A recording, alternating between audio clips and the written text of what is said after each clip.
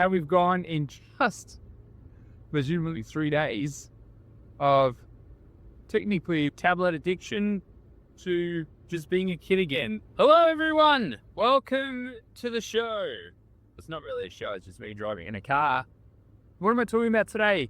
I made a video the other day about how we've forgotten how to be bored, and my family is going through a process of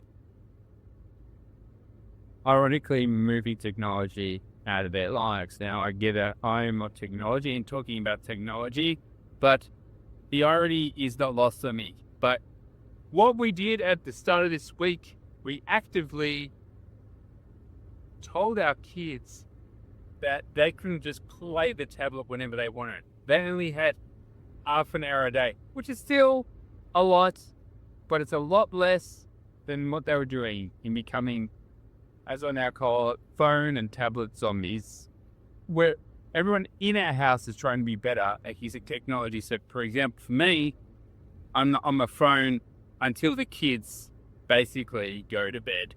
I put my phone away, I don't look at it, it's gone. But what happened with my kids was very fascinating. On day one, it was like straight away, can we use the tablet? No, you know the new rules. It's not until after school and you get 30 minutes. That happened. And then on day two, they did ask. And then they had their tablet time in the afternoon after school. I wasn't there when they happened. I was still at work. And then they had their tablet. I was fine. But they were playing more outside. They were doing more activities. And then by day 3, which was yesterday, Wednesday, my daughter had her time and unfortunately went over her time, naughty girl. And my son, whose go was after, he's the younger one, he didn't even go on it. He went outside and played with his friends and did not play on the tablet. And that only technically took 3 days from tablet zombie to I am playing outside again. In the mornings, it was interesting to see what they were doing. My daughter just started reading her book. She's a reader, so she's doing more reading. My little boy, he loves Lego. So every morning he's dismantling the Legos he's already made and rebuilding them. So for me, that is a massive win. How we've gone in just presumably 3 days of technically what I'd say that loud, tablet addiction to just being a kid again and that being a certain amount of tablet time. It wasn't anything dramatic. Yes, they were frustrated and annoyed at the start, but now we've got kids who within, a 3-day period went from tablet zombies to just fine. They realize, as my good friend Sally, who I make another podcast with called Recorded It ADHD. I'll put that link in the comments. In the description, I should say. In the comments, I'll do both. She was my actual inspiration for this, because me and my wife, we'd been talking about it for a while, at how dangerous the amount of technology time had crept to our family. Not intentionally, but life just happens and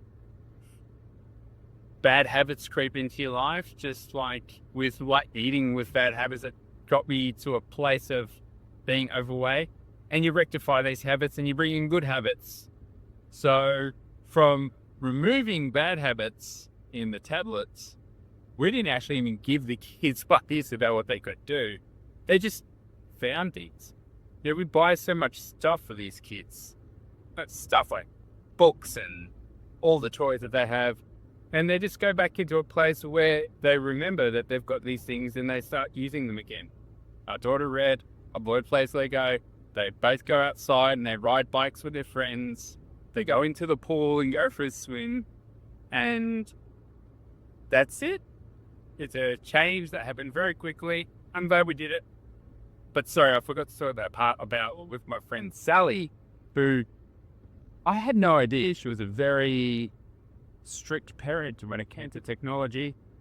And I'll continue that part. So my friend Sally was telling me about how she did that with her kids.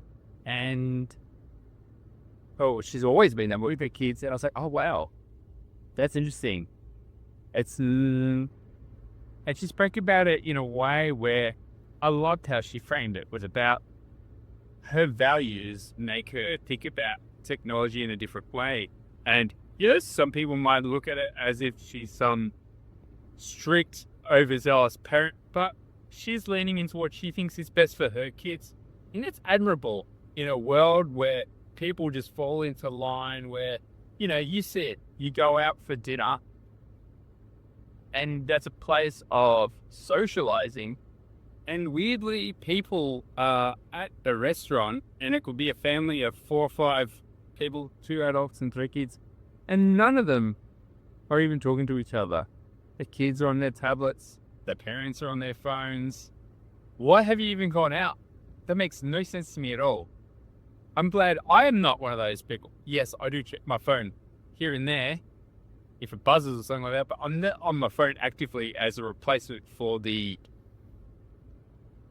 company that I have actually with me while I'm going out. Again, that is just like one of the weirdest phenomenons I think I've ever seen, where people just go out to socialize, but they're just back on their technology hit. What a bizarre thing to do.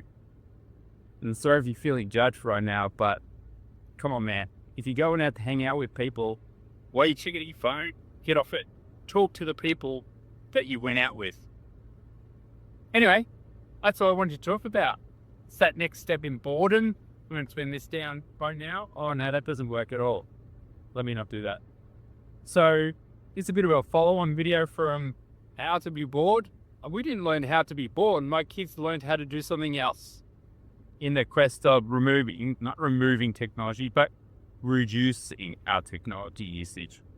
That's all I wanted to talk about. A little win. If my kids are off their technology more than they should be, again, that's not their fault. That's myself and my wife's allowing it to happen. And it's good that we've recognized it nice and early. I want to spend so much more time with my kids. I'm going through it at the moment where I'm like, oh my God, my kids are getting old. Well, they're not old, they're 6 and almost 10. And it's that realization that you've only got a certain amount of time with your kids. See, spend as much time with them as you can. I had this horrible statistic actually not long ago where it was, by the time your kid turns 11, you spend 70% of the time that you will spend with them in your life. I was like, that's so depressing. I need to spend more time with my kids. And I'm going to do that. Actively I'm a pretty good dad, if I am. I've done these surveys, but on self-reflection, I know I should be spending more time with my kids. And I'm going to do that. That's my goal for this year. I know I didn't start with a New Year's resolution, but it's something that I've reflected on, and I'm going to act on that hard now. We've only got one chance with our kids. You don't get it back. None of that time comes back. So spend it wisely. Spend it with your kids. I love my kids so much, and I just want them to have a great life. And I want to be part of that tremendously. And I'm glad I've realized that before it's too late. So, low tech, more time with them. It's got to be a bit. Thanks for watching. My name is Jay. I'll see you around.